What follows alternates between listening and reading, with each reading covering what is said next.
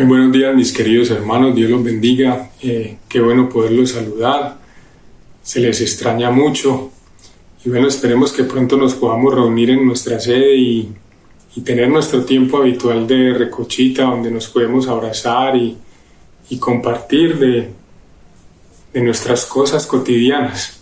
Pero bueno, ya llegará ese momento y mientras eso pasa, pues sigamos disfrutando de estos medios y bueno, para esta mañana en el Catecismo de la Nueva Ciudad nos corresponde la pregunta número 20 y quiero leerles en favor de ustedes.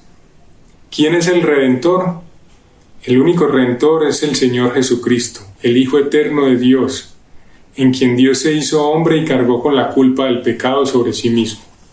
Primera Timoteo 2:5 dice: porque hay un solo Dios y un solo mediador entre Dios y los hombres, Jesucristo hombre.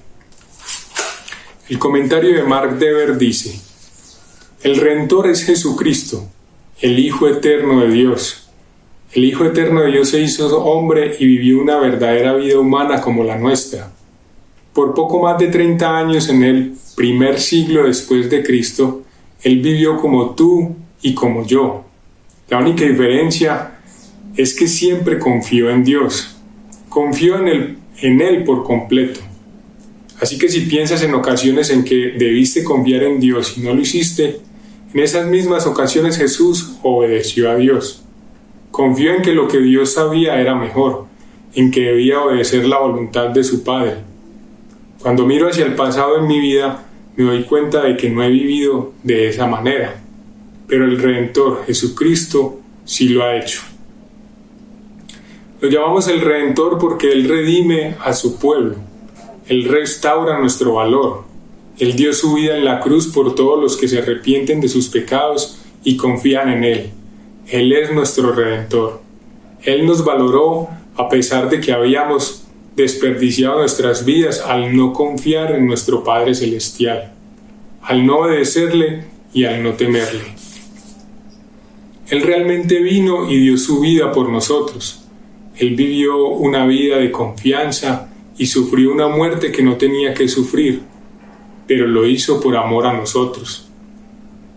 Él se entregó a sí mismo por nosotros para poder ser, como dice la Biblia, nuestro Redentor, aquel que nos rescata. La imagen de la redención en el Antiguo Testamento es la de Dios rescatando a su pueblo de Egipto, sacándolos de la esclavitud. En el Nuevo Testamento, Jesús, el Redentor, nos rescata de nuestro estado natural de esclavitud al pecado, de servirnos a nosotros mismos de forma destructiva. Pero Dios, en su gran amor, envió a su Hijo unigénito, quien vivió una vida perfecta, murió en la cruz y después resucitó de los muertos para llevarnos a Él, para redimirnos. A eso nos referimos cuando decimos que Jesucristo es nuestro Redentor. Oremos.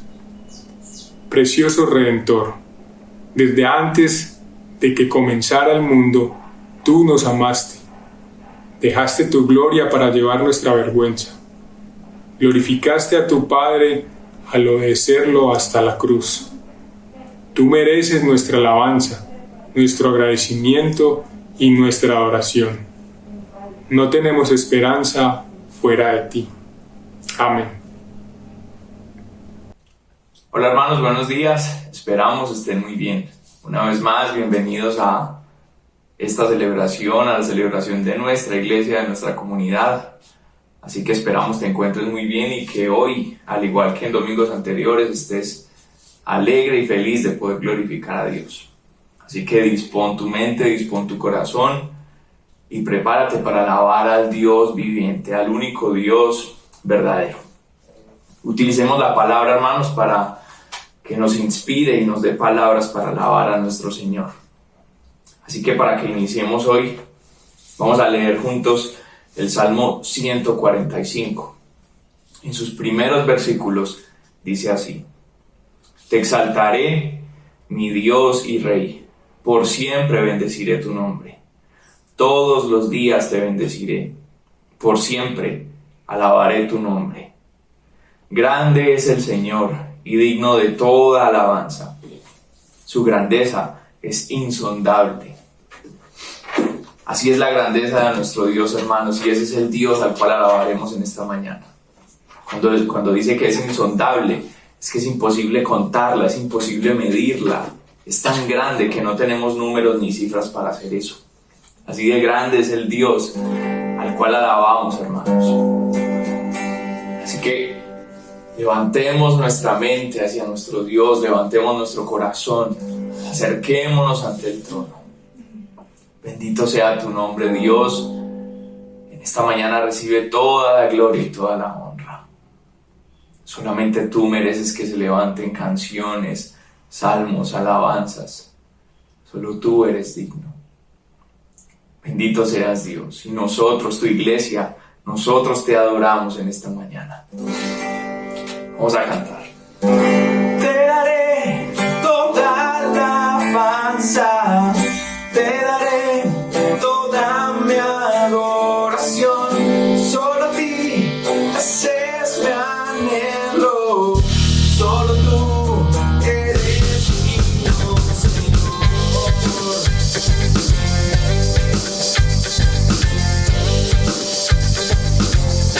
Vamos, yo te adoro. Te adoro con todo mi ser, con todas mis fuerzas. Yo te alabaré, yo te alabaré toda mi vida. Yo te buscaré todos tus caminos. Seguiré, yo te seguiré, te daré toda la alabanza, te daré toda mi adoración. Solo a ti es mi anhelo, solo tú eres digno, Señor.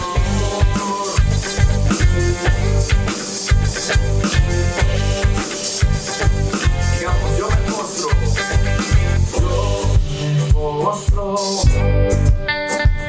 delante del Rey, rindiéndome todo. Yo te serviré, yo te serviré, mis ojos al trono yo levantaré. Tú eres mi esperanza. Confiaré en ti, confiaré. Te daré toda la alabanza, te daré toda mi adoración. Solo a ti es mi anhelo, solo tú eres digno. Te daré toda la alabanza, te daré toda mi adoración. Solo a ti es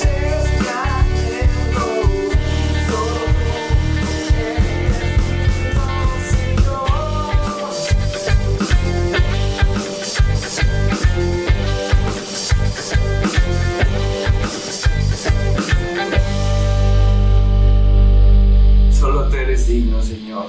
Recibe nuestras canciones en esta mañana, porque no son para nosotros, no son para otras personas, son para ti. Porque como acabamos de cantar, solo tú eres digno, Señor.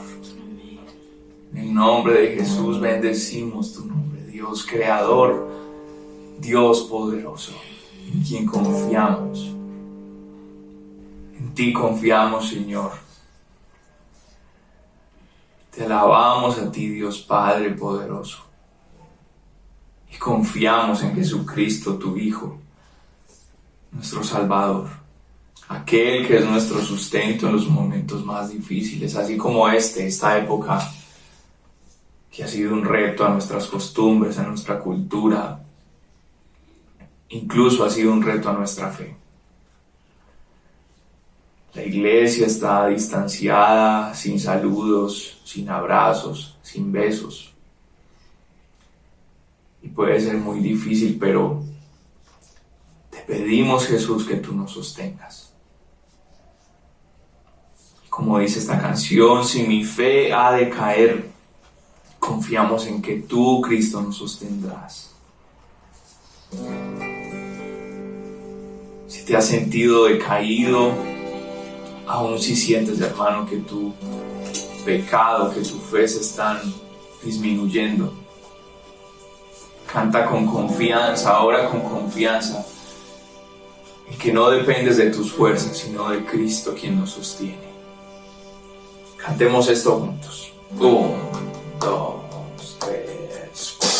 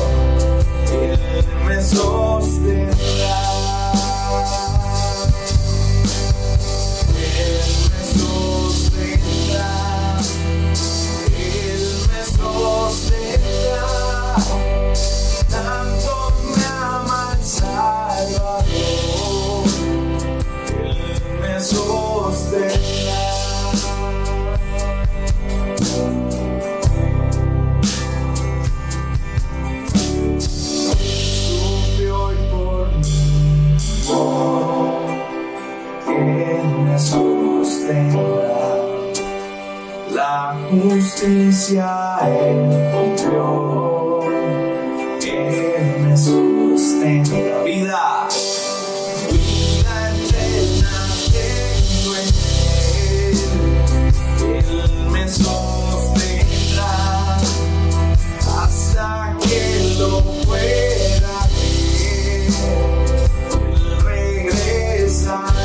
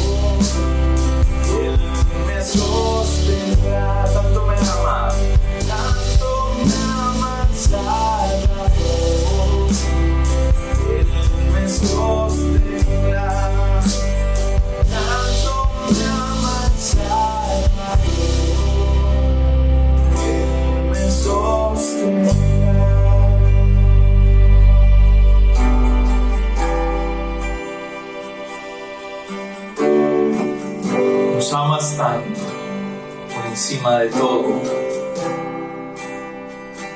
que tú nos sostienes siempre, Señor. Gracias por la inmensa esperanza que nos das. Qué alegría, Señor. Qué alegría saber que en momentos tan oscuros somos salvados por ti.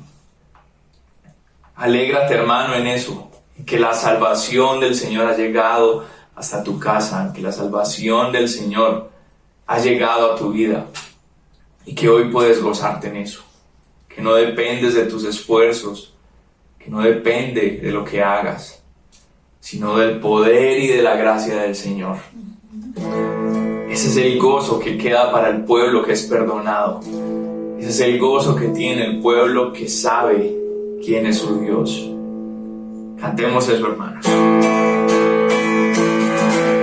Vamos a gozarnos en la salvación de nuestro amado Salvador. 1, 2, 3, ¡va!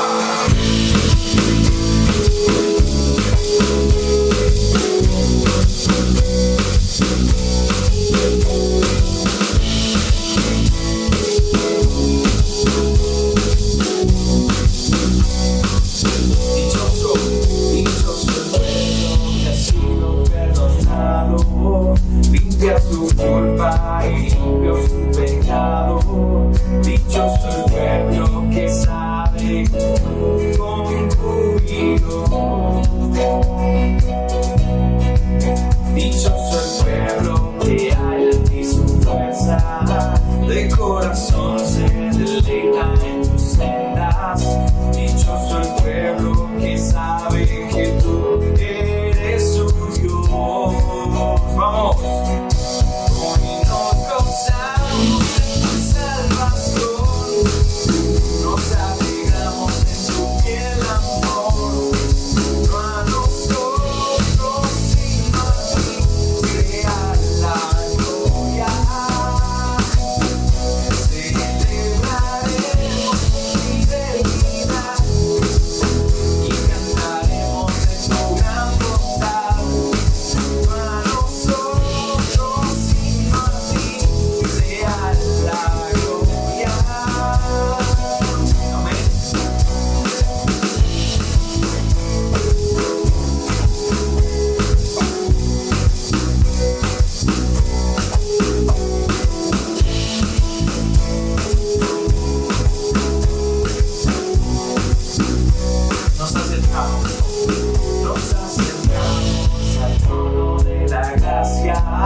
Solo por Cristo que nos ha dado entrada, su sacrificio perfecto ya el camino abrió.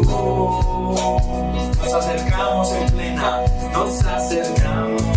plena servidumbre, fruto de labios que confiesa su nombre, ofrendas vivas que en santidad te adorarán.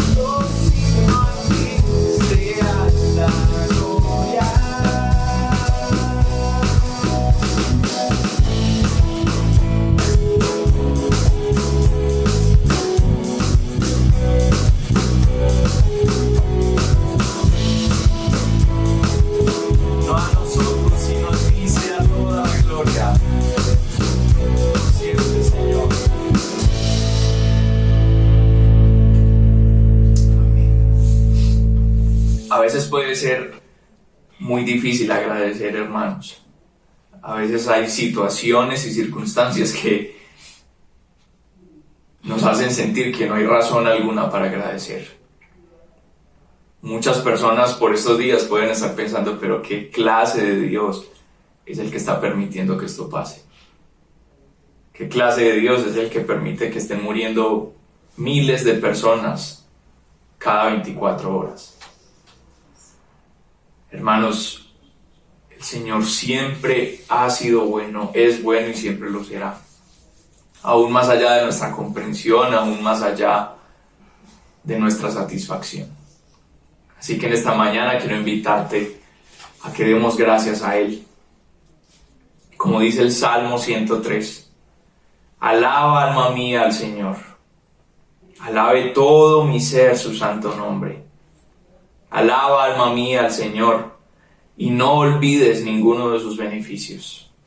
Él perdona todos tus pecados y sana todas tus dolencias. Él rescata tu vida del sepulcro, te cubre de amor y compasión. Y no olvidemos esto a la hora de agradecer a nuestro Señor. Él colma de bienes tu vida y te rejuvenece como a las águilas.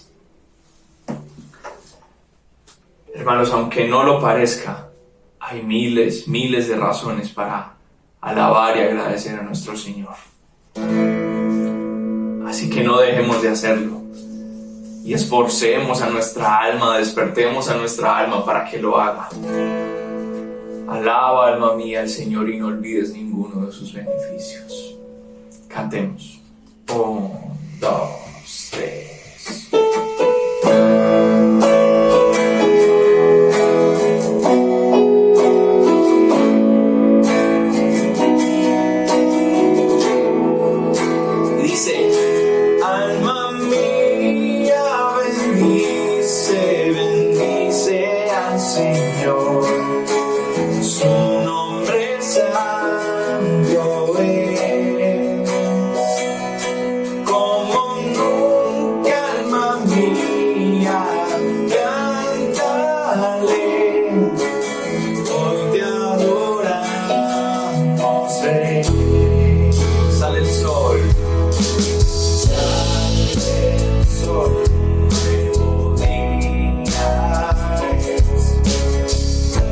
Es tiempo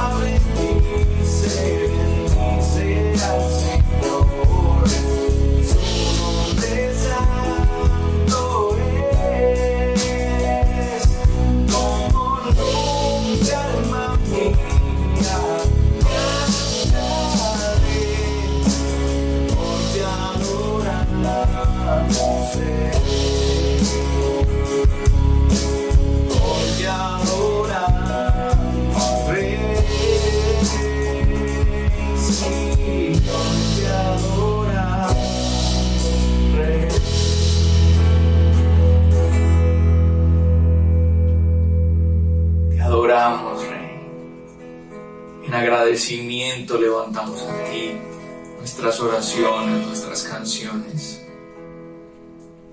porque nos has dado más de lo que merecemos, porque nos has cuidado a nosotros, a nuestra familia, a nuestros amigos,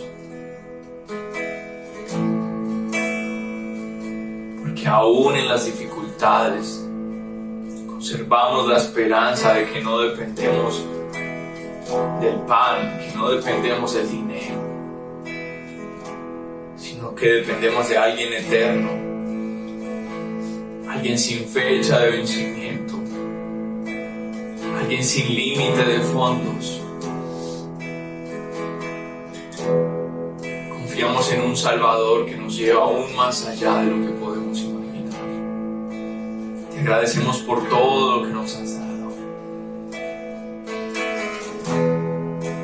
Y a ti queremos aprender a darte todo de nosotros, Señor. Bendito seas, bendito seas. Bendito sea tu nombre. Tu pueblo, tu iglesia, te agradece y te alaba porque solo tú eres Dios. En el nombre de Jesús. Amén. Queridos hermanos, muy buenos días querida iglesia. Me alegra mucho poder saber que nos estamos reuniendo en este momento.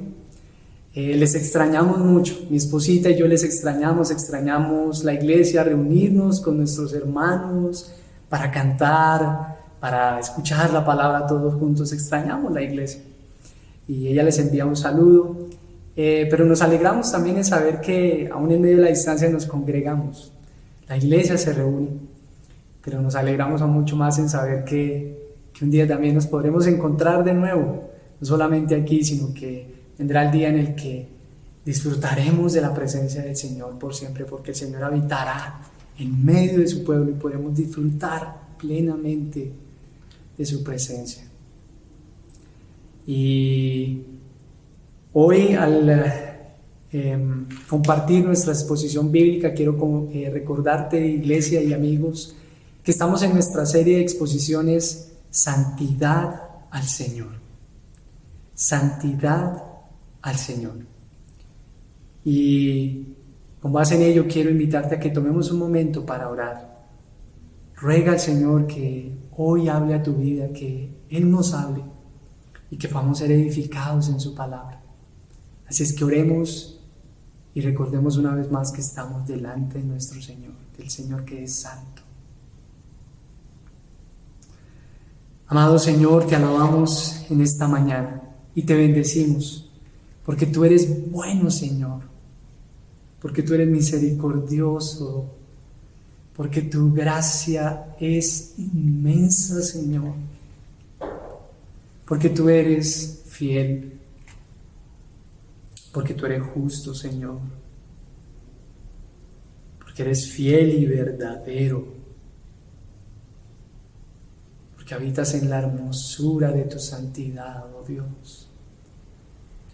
Y nosotros hoy rogamos, Señor, que hables a nuestras vidas, que nos bendigas, Señor, y nos permitas conocerte un poco más, Señor, y disfrutar a nuestro Salvador y disfrutarte a ti, Señor, y poder comprender un poco mejor, Señor, qué significa eso, que tú eres santo, Señor. Señor, bendícenos en esta mañana, bendice la iglesia, bendice a mis hermanos, y te damos gracias por tu palabra. Amén.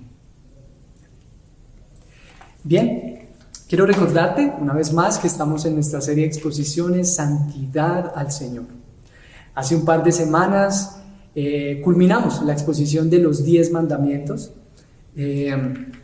Los 10 mandamientos cuando el Señor estaba en el monte Sinaí y Él mismo le habló al pueblo. Y hace 8 días Ronald nos compartía acerca de la belleza del dador de la ley. Y recordemos que cuando el pueblo terminó de escuchar toda esa ley, le dijo fueron a donde Moisés y le dijeron: Moisés, ayúdanos, háblanos tú, porque y te escucharemos, pero si Dios nos habla seguramente moriremos. Y de esa forma el pueblo fue consciente que necesitaba a un mediador. Y de esta manera observamos a nuestro mediador, a Jesucristo, quien intercede por nosotros ante el trono del Padre. Y hoy continuaremos conociendo a este Dios que es santo. Y después de esto que vimos hace 8 días, el Señor dio otras leyes a Moisés.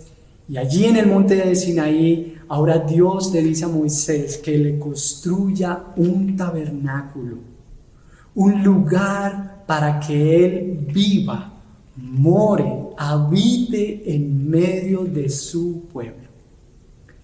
Y vamos a leer 2 porcioncitas, pero en primer lugar vamos a leer los capítulos que comprenden toda la descripción del tabernáculo van desde Éxodo 25 hasta el 40, pero leemos 2 porciones dentro de esos capítulos que nos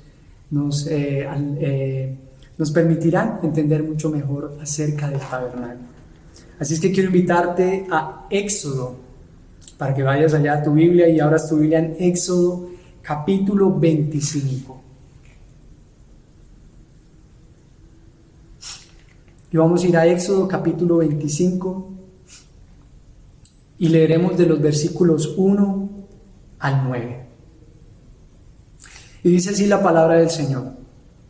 El Señor habló con Moisés y le dijo: ordénales a los israelitas que me traigan una ofrenda. La deben presentar todos los que sientan deseos de traérmela. Como ofrenda se les aceptará lo siguiente: oro, plata, bronce, lana teñida de púrpura, carmesí y escarlata, lino fino, pelo de cabra, pieles de carnero teñidas de rojo, pieles de delfín, madera de acacia, aceite para las lámparas, especias para aromatizar el aceite de la unción y el incienso, y piedras de ónice y otras piedras preciosas para adornar el efod y el pectoral del sacerdote. Después me harán un santuario o un tabernáculo para que yo habite entre ustedes. El santuario y todo su mobiliario deberán ser una réplica exacta del modelo que yo te mostraré. Y bueno, a continuación de lo que acabamos de leer, Moisés recibe instrucciones detalladas de cómo debía construir el tabernáculo. Yo quisiera hacerte una muy breve descripción de cómo era ese lugar, ese precioso lugar. Y la medida del tabernáculo era de aproximadamente 45 metros de largo por 22 metros y medio de ancho. Para hacernos una idea, una cancha de fútbol tiene 90 metros de largo por 45 metros de ancho. Así es que el tabernáculo era el equivalente más o menos a un cuarto de una cancha de fútbol. Imagínate ese tabernáculo con esas medidas. Era grande. ¿Sí? Y el tabernáculo fue construido con fina madera, postes, alrededor de unos 22 postes que estaban en los lados, en el lado norte, y unos 10 postes que estaban en el lado oriental y occidental, y 10 postes en el norte y en el sur, construidos con fina madera, bases de plata, una cortina de lino fino alrededor de todo el tabernáculo. Estos postes medían alrededor de unos 2 metros con 30 centímetros y todo estaba cubierto con un lino fino. Esto era un lino fino, era una tela excelente, de muy buena calidad. Y a la entrada del tabernáculo, que quedaba en el lado oriental, quedaba hacia el oriente, había una cortina de aproximadamente unos 9 metros, que era de lino fino y de lana teñida de púrpura, de carmesí y de escarlata. Y se entraba al tabernáculo por el lado oriental. Y con lo primero que se encontraban era con una especie de atrio o de patio, que ese rectángulo estaba dividido. Entonces la primera parte era el atrio, y allí de entrada se encontraban con el altar de los sacrificios, un altar construido en madera, y que estaba donde se ofrecían los animales para el perdón de sacrificios. Allí se cortaban los animales, y después de esto había una especie de lavamanos o una fuente de bronce. Su base y el lavamanos eran de bronce, y allí el sacerdote se lavaba las manos y se lavaba los pies también cuando entraban ya al lugar santísimo. Y posteriormente ya estaba la tienda como tal, como una especie de carpa, una especie de carpa que tenía 4 telas, y desde la más externa hasta la más interna iban aumentando en calidad. La calidad de la tela que iba en la parte más interna era mucho más preciosa, de mayor calidad, y tenía bordados artísticamente. Era muy preciosa esa tela. Este era el lugar santo. Al entrar allí estaba el lugar santo, y unas cortinas encerraban ese lugar. Y al entrar al lugar santo, al lado derecho se encontraban con la mesa de los panes de la proposición, que era hecha de madera de acacia, una madera muy fina, y esa mesa de la proposición estaba recubierta de oro, y de oro puro, dice el texto. Es decir, ustedes saben que normalmente en las escalas del oro hay oros que van aumentando en su valía, en sus quilates. Bueno, el texto nos dice que era de oro puro, Y al lado izquierdo estaba el candelabro, que era de oro puro con 7 brazos. Y tenían allí al final de cada uno de esos 7 brazos 7 lámparas que siempre debían estar encendidas. Y de frente se encontraba el altar del incienso, donde un olor agradable salía de allí del altar del incienso. Y dividido este lugar, estaba dividido por un grueso velo de cuero sólido, y después de ese estaba el lugar santísimo, donde se encontraba el arca del pacto, que contenía las tablas de la ley, la vara de Aarón y el maná. Era una estructura rectangular hecha de madera de acacia y cubierta de oro puro. Tenía un propiciatorio, o una especie de tapa, en la que también estaban fundidos a esa tapa. Esa tapa era de oro puro, y a esa tapa estaban fundidos 2 querubines que estaban apuntando sus alas hacia el centro, y estaban fundidos esos querubines, formaban una sola pieza con la tapa. A eso se le llamaba el propiciatorio. Y allí, recordemos que allí solo podía entrar el sumo sacerdote una vez al año. Ese era un lugar al que el sumo sacerdote entraba solamente una vez al año, en el día de la expiación, cuando los pecados del pueblo eran expiados o temporalmente cubiertos o removidos. Y desde allí, desde el propiciatorio, el Señor hablaría con el sumo sacerdote. Y de esta manera Moisés recibió las instrucciones de cómo debía construirse el tabernáculo y la forma en que allí debían el pueblo presentar sus ofrendas, presentar esos sacrificios, esos holocaustos. Y el Señor le dice a Moisés, y para ello quiero que miremos el capítulo 29, versículo 42 al 46.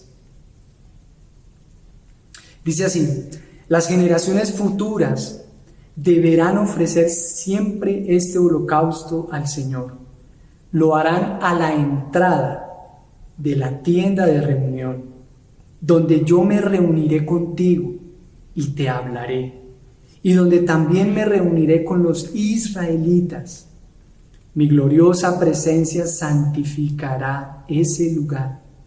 Consagraré la tienda de reunión y el altar, y consagraré también a Aarón y a sus hijos para que me sirvan como sacerdotes. Habitaré entre los israelitas y seré su Dios. Así sabrán que yo soy el Señor su Dios, que los sacó de Egipto para habitar entre ellos. Yo soy el Señor su Dios. De manera que el tabernáculo era el lugar donde el pueblo de Israel se encontraba con Dios, donde Dios se revelaba a su pueblo y donde los pecados del pueblo eran expiados. El tabernáculo estaba en el centro de todo el pueblo y allí estaban los levitas, pues solamente ellos eran los encargados de servir en el tabernáculo, y alrededor de todos los levitas, ya de todo, estaban el pueblo. Alrededor del tabernáculo estaba el pueblo. Y nosotros podríamos pensar, bueno, pero ¿por qué Dios quiso construir un lugar así? ¿Por qué Dios quiso construir este lugar? Él ya le había dado la ley al pueblo. ¿Por qué Dios quiso hacer esto?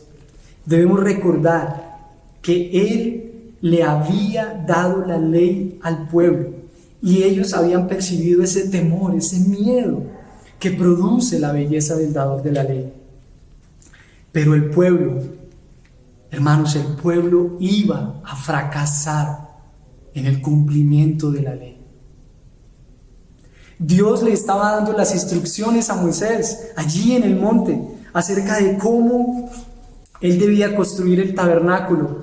Y el pueblo de Israel, al ver la demora de Moisés, le dijeron a Aarón, eso está en Éxodo 32, tienes que hacernos dioses que marchen al frente de nosotros, porque a ese Moisés que nos sacó de Egipto, no sabemos qué pudo haberle pasado.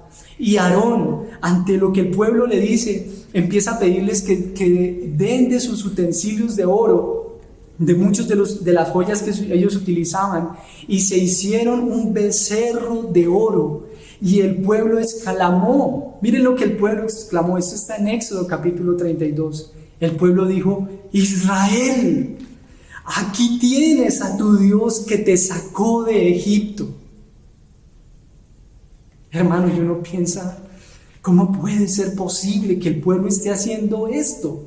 Mientras Moisés estaba recibiendo las instrucciones para hacer el tabernáculo, el pueblo ya estaba quebrantando la ley. El primero de los mandamientos, estaban haciendo otro Dios y estaban reconociendo que ese era el Dios que los había sacado de Egipto. Parece absurdo. El pueblo fracasaría en cumplir la ley. Ya la estaba violando, ya la estaba quebrantando. Como lo dijo el mismo Señor, demasiado pronto se han apartado del camino que les ordené seguir. No solamente se han hecho ese ídolo, sino que se han inclinado ante él. Esto está en el capítulo 32 de Éxodo. El pueblo fracasó ya en el cumplimiento de la ley, y por ello el Señor iba a garantizar su presencia en medio de su pueblo, por medio del tabernáculo. Dios garantizaría su presencia en medio de su pueblo por medio del tabernáculo, por medio de los sacrificios de corderos perfectos y sin mancha y sin arruga que se harían allí, que harían el papel de sustitutos por los pecados del pueblo. Y podemos imaginarnos por un momento allí el tabernáculo, y alrededor están, los levitas, y más hacia afuera está ya el pueblo, ¿no? Todas las tribus están alrededor, y el Señor les había dicho: no codiciarás. Y podemos imaginarnos muchas carpas, porque ellos vivían en carpas, que de una de esas carpas sale una mujer, y de pronto mira la carpa de su vecina, y ve que es una carpa como más bonita, como más arregladita, y empieza a codiciarla. Pero en otro lado del pueblo hay unos hombres y se reúnen para charlar, para dialogar un ratico, pero de repente empiezan a difamar de su hermano. Y en otro lado del pueblo hay un chico, un joven, que está deshonrando a su padre, lo está desobedeciendo, lo está insultando. El pueblo fracasaría en el cumplimiento de la ley.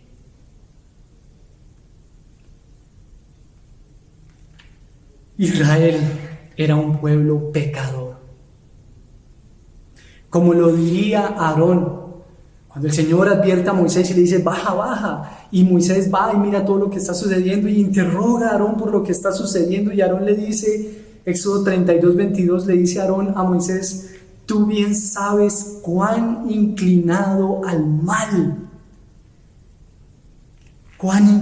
mal es este pueblo. Es un pueblo terco. Por eso, hermanos, la construcción del tabernáculo, el que Dios haya decidido morar, habitar en medio de su pueblo, es una muestra de la pura misericordia de Dios, de la pura gracia de Dios, de la pura bondad de Dios. Un pueblo así no merecía un Dios santo, santo, santo. Desde allí ya empezábamos a ver la gracia de Dios con su pueblo. No sería por los méritos del pueblo, no, el pueblo no tenía méritos.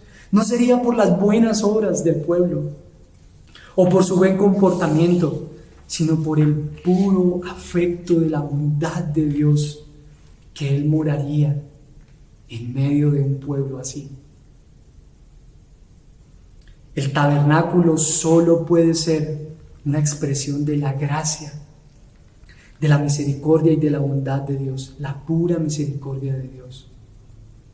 Debemos recordar, hermanos, que el Señor habita en la hermosura de su santidad, que Él está sentado en su trono de justicia y que está rodeado de millares y millares de ángeles que le cantan a Él a todo momento, santo, santo, santo, que le dicen que a Él sea la gloria, la honra y el poder, que Él es digno de recibir la gloria y el poder, y todos esos seres celestiales que adoran a nuestro Señor.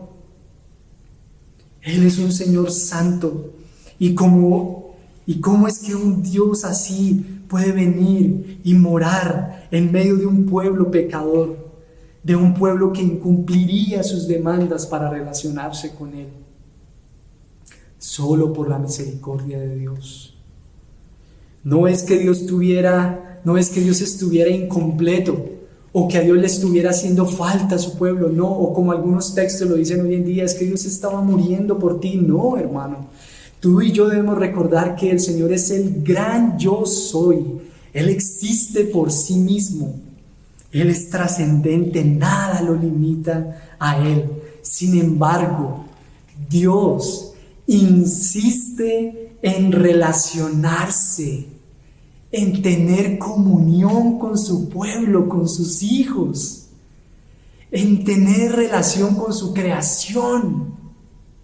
Porque recordemos que Él le había dicho que Él sería su Dios y ellos serían su especial tesoro, su pueblo, su propiedad exclusiva. Eran para Él. Así como, y esto nos trae a la memoria, esto nos recuerda un poco Génesis, Adán y Eva. Ellos podían disfrutar plenamente de la presencia de Dios, disfrutar de su belleza, relacionarse con Él, lo escuchaban y ellos le podían hablar tranquilamente. Estaban seguros en la presencia de Dios, Él era su Señor, nada les hacía falta, todo se los proveía Él era su todo, su identidad estaba en su Creador, en su Señor. Pero sabemos los efectos del pecado, que trajo muerte, trajo separación de Dios. Un pecador no puede estar en presencia de un Dios santo, pero Dios insiste. Dios una vez más insiste en entrar en relación con su pueblo, con su creación. Y Dios garantizará su presencia en medio de su pueblo, porque ellos son su propiedad exclusiva. Son su propiedad exclusiva.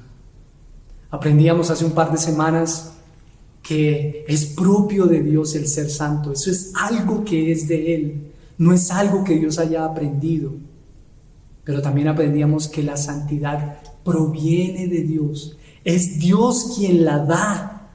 Es Dios quien haría santo a su pueblo.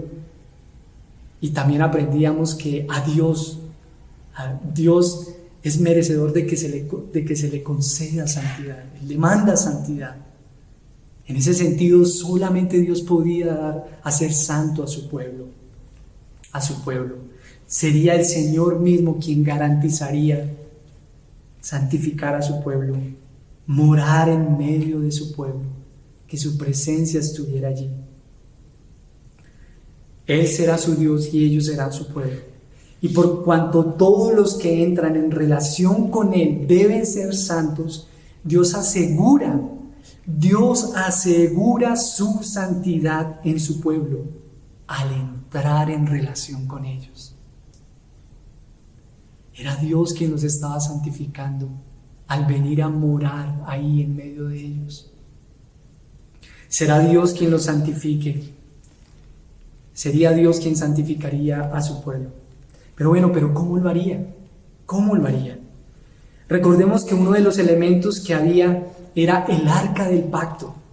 El arca del pacto estaba en el lugar santísimo. Allá estaba recubierta de oro puro, encima estaba el propiciatorio, los querubines. Esa arca tenía unas dimensiones similares a las que tenían los banquillos, donde los reyes de aquella época descansaban sus pies. Y antiguamente el rey estaba en medio del pueblo. El rey habitaba en medio del pueblo. Pero en esta ocasión, el pueblo de Israel no tiene un rey humano. No había un rey de carne y hueso. Ellos entonces, el tabernáculo estaba allí para que de alguna forma el pueblo de Israel supiera que Dios era su rey. Que Dios era su rey. Que Dios era su rey. Y como lo dice Tim Chester en su libro Éxodo para ti, Dios reina desde el cielo. Así que Él está, por así decirlo, sentado en su trono en el cielo, con el arca como el banquillo, como su banquillo en la tierra. El arca era en alguna medida ese lugar de encuentro entre el cielo y la tierra. Ese lugar en el que Dios como rey gobernaba a su pueblo con su ley. Recordemos que dentro del arca estaban las tablas de la ley. Estaban las tablas de la ley. En aquella época los reyes firmaban tratados con sus vasallos en los que el rey se comprometía a ofrecerles protección y seguridad a cambio de la lealtad de sus vasallos. Y el tabernáculo, al estar allí en medio del pueblo, estaba allí para recordarle al pueblo de Israel que Dios era su rey. Que Dios era su rey. Imagina el impacto visual que eso tenía. Y ellos miraban ese tabernáculo y recordaban: aquí está nuestro rey. Nos sentimos seguros en nuestro rey.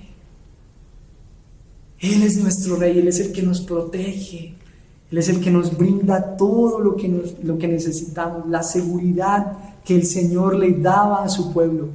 Un rey poderoso que ofrece protección a su pueblo. Todo lo que el pueblo requería era provisto por su rey.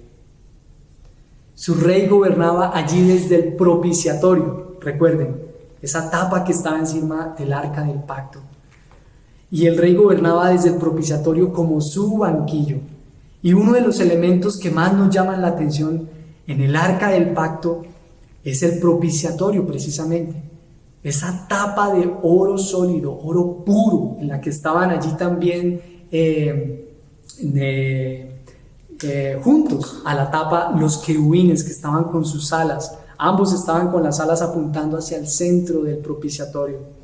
Y esa palabra, propiciatorio, viene de una palabra hebrea que es caporet, que literalmente significa cubierta.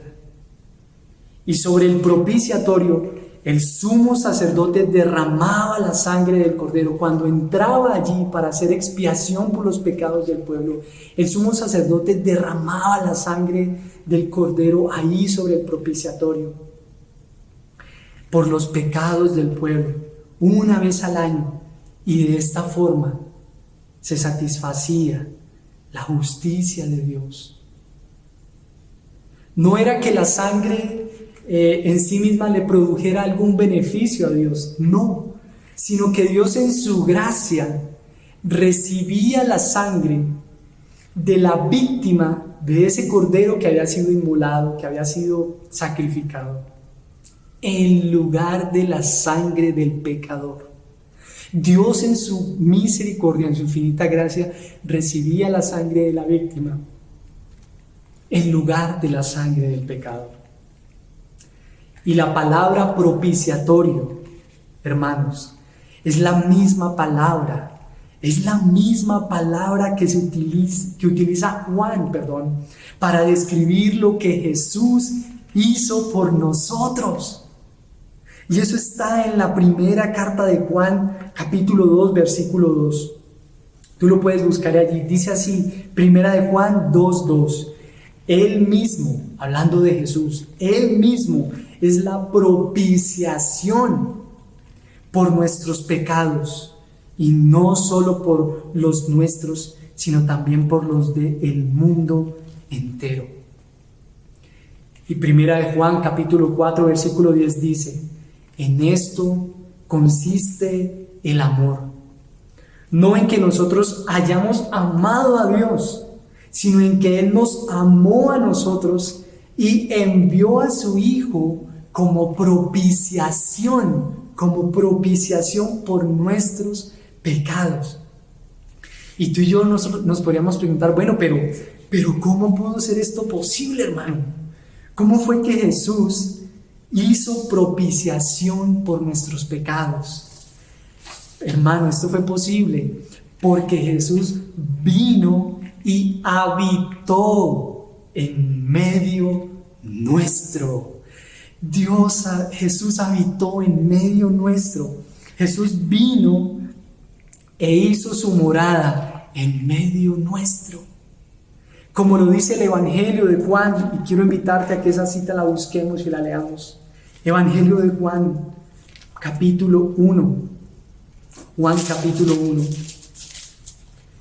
Dice así Juan, capítulo 1, versículo 14. Y el Verbo se hizo hombre y habitó entre nosotros, y hemos contemplado su gloria, la gloria que corresponde al Hijo unigénito del Padre, lleno de gracia y de verdad. Y más adelante Juan identifica al Verbo con Jesús. Jesús se hizo hombre. Jesús se hizo hombre y decidió habitar.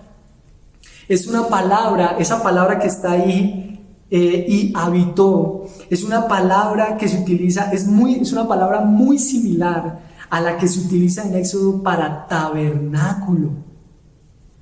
Así que lo que Juan nos está diciendo es que el Verbo, es decir, Jesús, habitó o puso su tabernáculo, puso su tienda, o como dirían algunos autores, tabernaculizó, habitó en medio nuestro, entre nosotros. Entre nosotros. Jesús es aquel que, por decirlo de alguna manera, es ese punto de contacto entre el cielo y la tierra. Jesús fue 100% hombre y 100% Dios. Él se hizo hombre y habitó en medio nuestro.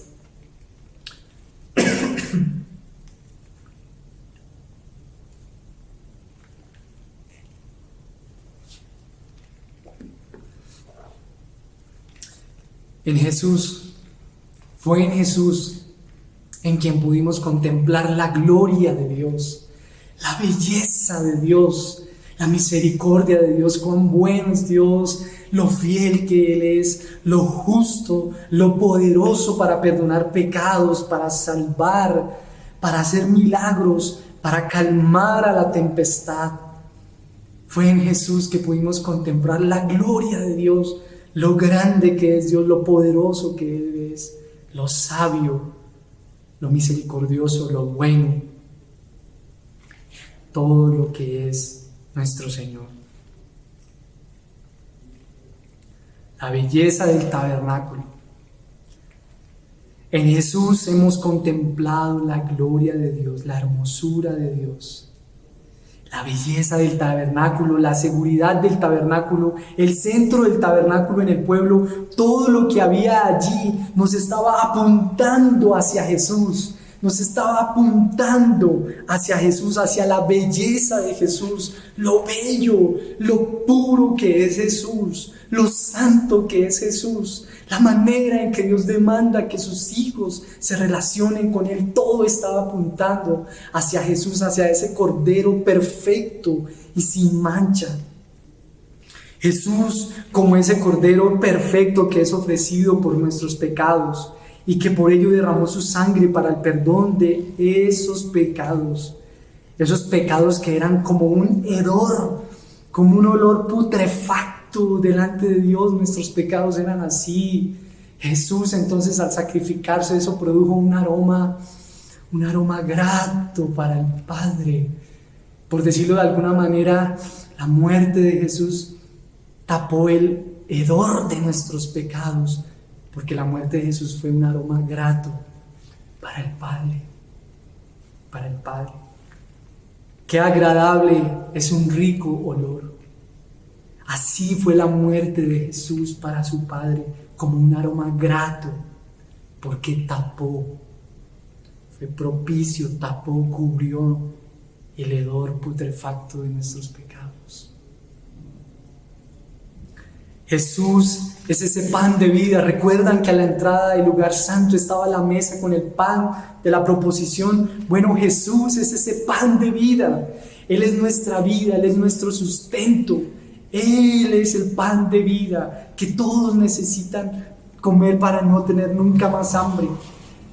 Pero también al lado izquierdo estaba el candelabro. Siempre sus lámparas estaban encendidas, como un símbolo de la presencia de Dios, siempre en su pueblo. Bueno, pues Jesús es la luz del mundo. Jesús lo dijo: yo soy la luz del mundo, y el que está en mí no andará en tinieblas. No andará en tinieblas. Pero, hermanos, Jesús también es nuestro Rey. Jesús es nuestro Rey. Es el Rey que nos da la seguridad que necesitamos para vivir la vida, para enfrentar esta pandemia que estamos viviendo. Él es nuestra seguridad, Él es nuestra confianza. Tu seguridad te la da tu Rey. Él es el que te protege a ti, así como el rey de aquel entonces protegía a sus vasallos. Nosotros como hijos de Él, y Él siendo nuestro Rey, es quien nos protege, nos da la seguridad, nos da esa seguridad que necesitamos. Todo lo que pudiéramos requerir como seres humanos, todo lo que tú pudieras requerir como ser humano, te lo da tu Rey.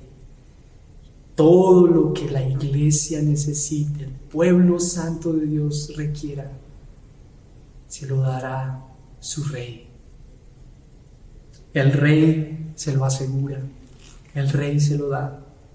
Dios no ha abandonado su creación. Él sigue haciéndose presente en ella. Dios insiste en tener comunión con sus hijos, con su creación. Jesús, hermano, Jesús no está de cuarentena. Jesús no está de cuarentena. El COVID-19 no ha hecho que Dios se aísle y esté separado de ti. No, Dios está por encima del COVID-19. Dios está por encima de toda su creación. Dios mora, Dios tabernaculiza, Dios habita, está en medio de sus hijos. Dios vive en cada uno de sus hijos. Y Dios vive en la reunión de sus hijos, que es la iglesia. Dios habita en medio de su pueblo. Y hermano,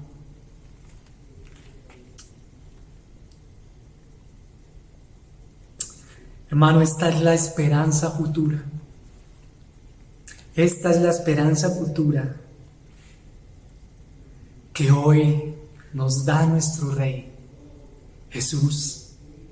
Que aunque podemos mirar a nuestro alrededor y tal vez ver las muchas cosas que están sucediendo en la sociedad, las injusticias, la corrupción, hermano, cada vez que prendemos tal vez las noticias y vemos los índices de corrupción, vemos tantas injusticias que se cometen contra la sociedad, vemos aún los efectos de la enfermedad en la sociedad y cómo eso repercute en las áreas económicas, en las áreas sociales, en las áreas familiares, toda la forma en la que la sociedad está. Nuestro Señor nos brinda esperanza, nuestro Rey nos da una esperanza futura. Y podemos tener la seguridad que nos da nuestro Rey de que siempre viviremos con Él. Tenemos una esperanza futura de que nuestro Dios vivirá en medio nuestro. No es que ya no more, no. Lo creemos por fe, que Él mora en cada creyente y que Él mora en su iglesia. Pero tenemos una esperanza futura de que algún día el Señor vivirá en medio nuestro y disfrutaremos plenamente de nuestro Señor, de nuestro Rey, habitando en medio de su pueblo. Mira lo que dice Apocalipsis, capítulo 21, en el versículo 1 al 4, hermano. Apocalipsis capítulo 21, versículo 1 al 4 dice así: Después vi un cielo nuevo y una tierra nueva, porque el primer cielo y la primera tierra habían dejado de existir, lo mismo que el mar. Vi además la ciudad santa, la nueva Jerusalén, que bajaba del cielo, procedente de Dios, preparada como una novia hermosamente vestida para su prometido. Oí una potente voz que provenía del trono y decía: aquí, entre los seres humanos, está la morada de Dios. Y esta palabra morada es la misma para tabernáculo. Aquí, en medio de los seres humanos, está el tabernáculo de Dios. Él acampará en medio de ellos y ellos serán su pueblo. Dios mismo estará con ellos y será su Dios. Dios mismo morará. Tendrá su tabernáculo. Estará en medio de ellos y ellos serán su pueblo. Hablando de nuestra esperanza futura, Dios mismo estará con ellos y será su Dios. Mi hermano, tu Señor habita en medio de ti. Lo creemos por fe. Recuerda que cuando Jesús regresó al Padre, dijo que no nos dejaría solos, sino que enviaría un consolador. Creemos que por fe su presencia vive en nosotros y también vive en la congregación de los santos, en la iglesia, en la reunión de sus hijos. Allí está el Señor. Y hermano, tal vez tú te sentirías muy seguro y muy privilegiado si tal vez escucharas que en el bloque de apartamentos donde tú vives o cerca ahí a tu casa donde vives ha llegado a vivir una persona muy importante. Tal vez el gobernador o, bueno, alguien por el estilo, alguien que es muy importante dentro de la sociedad. Y tal vez eso te daría a ti seguridad. Claro, por la seguridad que habría en el sector. Y te sentirías muy privilegiado de estar cerca de esa persona. Pero toda la seguridad que tú necesitas está en tu Señor, porque Él habita en medio de ti. Recuerda lo que en esta época de cuarentena el Señor no está de cuarentena, el Señor no está aislado, el Señor sigue morando en medio de su pueblo. Él está contigo y Él es nuestra esperanza, Él es nuestro Rey, Él es quien nos da la seguridad que necesitamos. En medio de este tiempo y de cualquier tiempo, Él es nuestra seguridad. La seguridad, la bendición, la alegría, la santidad de los hijos de Dios viene de su Rey que habita en medio de ellos. Alégrate hoy, mi hermano, que tal vez al mirarte hoy como lo que tú y yo somos, como pecadores, así como lo era el pueblo de Israel, el Señor vino a morar en medio de su pueblo. Jesús vino y habitó y nos mostró su gloria. Jesús habitó en medio nuestro para que Él mismo nos santificara. Y hoy tenemos ese título de santos ante el Padre, porque Jesús habitó en medio nuestro y habita hoy en medio nuestro. Alégrate en tu Rey, cobra ánimo hoy en tu Rey, alégrate hoy en Él, en tu Salvador, en Jesús. Disfruta a tu Rey y lo que Él ha hecho por ti y lo que Él te da a ti. Él vive en medio de ti. Él vive en medio de su iglesia. Quiero invitarles a que allí donde estás, toma un momento, unos minuticos para que meditemos en silencio en lo que hemos escuchado, en la palabra del Señor.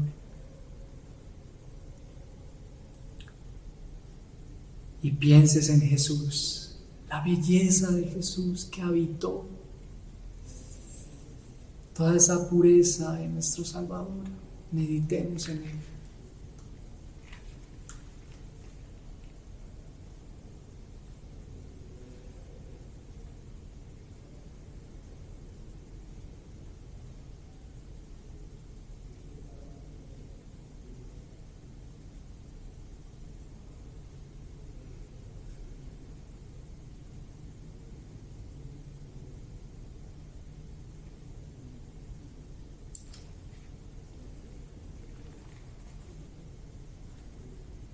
Señor Jesús, te alabamos en esta mañana. Te bendecimos, Señor. Te adoramos, Señor Jesús, qué precioso eres. Nos faltan, Señor, las palabras para poder describir, Señor, todo lo santo que tú eres, lo bueno, lo justo, Señor, que tú eres. Toda esa belleza del tabernáculo, Señor, en Éxodo nos estaba apuntando hacia una belleza mayor, la belleza de Jesús, la belleza de Jesús, la santidad de Jesús. Gracias, Jesús, por haber venido a morar, porque tú te hiciste hombre. Jesús se hizo hombre y habitó y tabernaculizó, hizo su tienda, hizo su carpa y moró en medio de nosotros. Gracias, Señor, porque tú estás santificando a tu iglesia, porque tú estás santificando a tu pueblo, Señor. Gracias.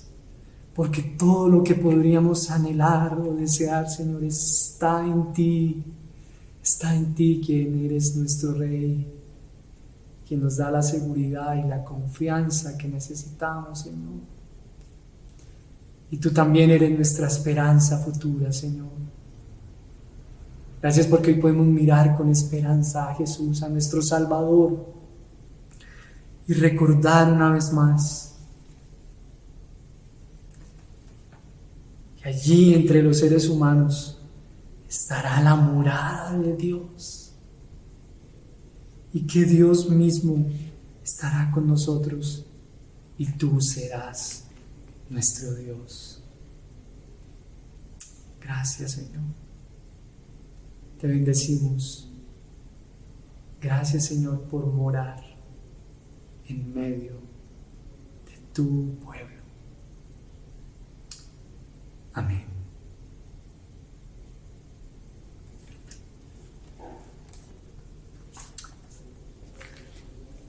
Iglesia, que el Señor te bendiga, que el Señor te guarde. Amén. Gracias al Señor por su palabra, hermanos, por edificarnos, por aún tomarse el tiempo para hablarnos, siendo un Dios tan grande y poderoso. Ahí vemos su amor. Así que permitamos que su palabra nos motive a alabarle, a exaltarle y a agradecerle aún más. Por su presencia en medio de nosotros, por su presencia en medio de la iglesia.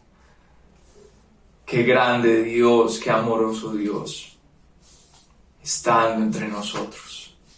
Gracias por tu presencia, alabado seas tu Dios, por tu soberanía, Jesucristo, por entregarte y salvarnos. Alabemos a nuestro Señor, agradeciendo por su palabra. 1, 2, 3, 4.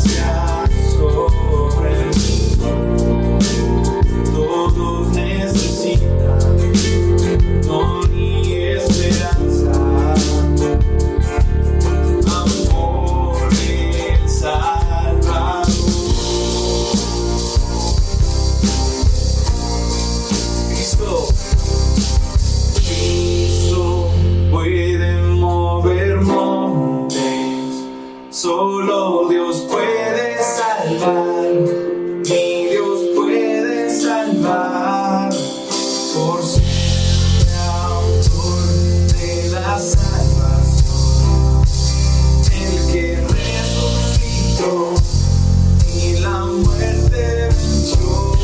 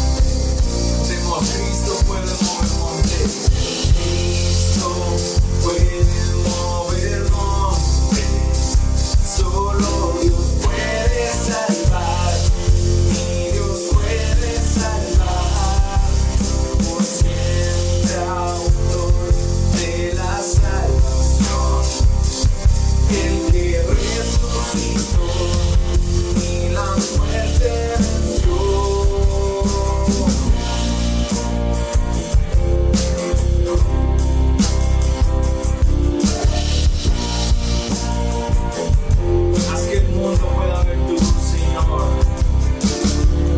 Haz que el mundo pueda ver tu luz. Cantamos ya la gloria a nuestro Rey Jesús. Cristo, haz que el mundo pueda ver tu luz. Cantamos ya la gloria a nuestro Rey Jesús.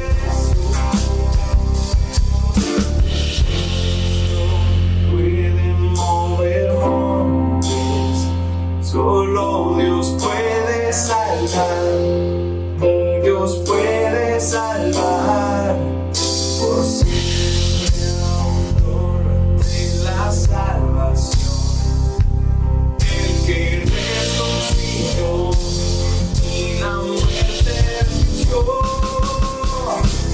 Cristo puede mover montes, solo Dios puede salvar, Dios puede salvar, por siempre autor de la salvación, el que resucitó y la muerte venció. Haz que el mundo pueda ver tu luz. Cantamos sea la gloria a nuestro Rey Jesús. Cristo, haz que el mundo pueda ver tu luz.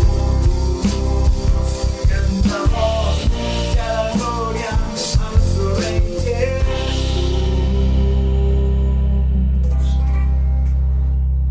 A ti sea la gloria por siempre y para siempre.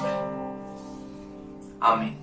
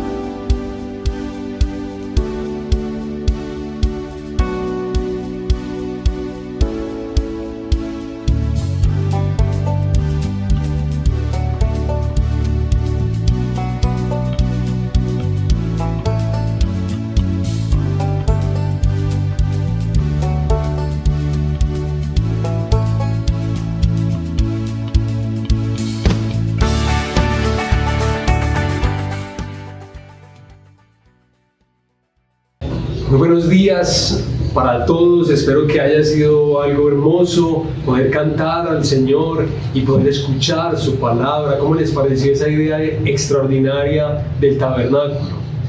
Y de cómo el Señor manifiesta todo su carácter y su belleza y su santidad y lo que después haría con su Hijo Jesucristo. Gracias al Señor por su palabra. Que cada día lo puedas conocer más y podamos conocerlo de manera más fiel. Y que mientras más le conozcamos, más nuestro corazón sea conmovido y cambiado. Que así sea. Un saludo muy especial a quienes nos estén visitando virtualmente en esta mañana. Si tienes alguna inquietud o quieres contactarte con nosotros, por favor deja un mensajito. Ahí lo puedes dejar en YouTube o en Facebook. Y esperamos esta misma semana poder responderte. Que Dios te bendiga. Esperemos que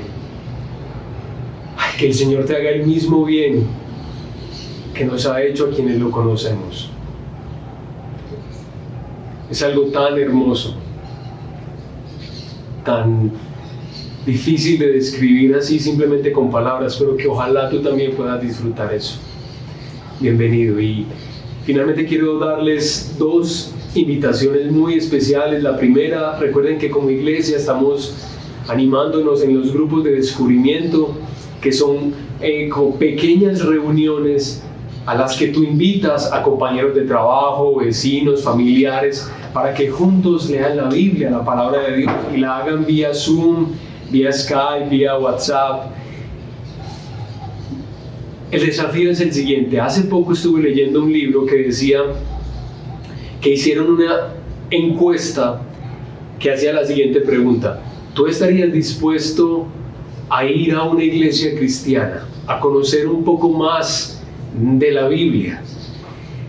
Y el 75% de las personas encuestadas respondió que sí estaría dispuesto, pero si un amigo cercano lo invitara o lo llevara. Las personas tienen inquietudes, tienen preguntas, y posiblemente las iglesias cristianas les parecen lugares medio amenazantes.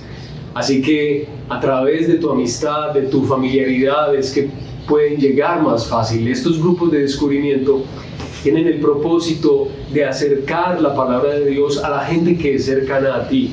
Por favor, te animo a que pienses con quiénes podrías hacer este grupo, a qué compañeros podrías invitar. Podrías invitar a 10 personas y puede ser que 3 te respondan que sí quisieran. Podrías llevarte tremendas sorpresas, como otros que ya iniciaron los grupos de descubrimiento se han sorprendido. Por eso, ánimo a que el evangelio que tanto bien nos hace se esparza por toda nuestra ciudad. Y la segunda invitación y el desafío es, hermanos, apartemos de nuestros recursos también, hermanos, para el fondo de solidaridad. Con ese fondo se han podido hacer servicios muy especiales. Hay gente que tiene tremendas necesidades de solo alimento, de mitigar el hambre. Y si tú apartas esa platica en la quincenita, va a tener un efecto muy especial sobre muchas familias que estamos pudiendo ayudar. Así que no paremos de hacer esta bonita iniciativa, por favor. Vamos a estarles enviando fotografías e imágenes de las personas que se han beneficiado de eso, pero ya hay muchas historias lindas que contar. Pero por favor, no nos cansemos de hacerle el bien a quienes lo necesitan. El dinero que el Señor nos ha dado es para hacer un uso compasivo de Él. Ánimo, ánimo. Y espero que esta semana que hoy inicia sea maravillosa para ti, aunque estés confinado, aunque ya estés disfrutando de algo de esta libertad que empezamos a experimentar. Que el Señor te bendiga y que disfrutes mucho a tu Salvador Jesucristo. Amén. Chao.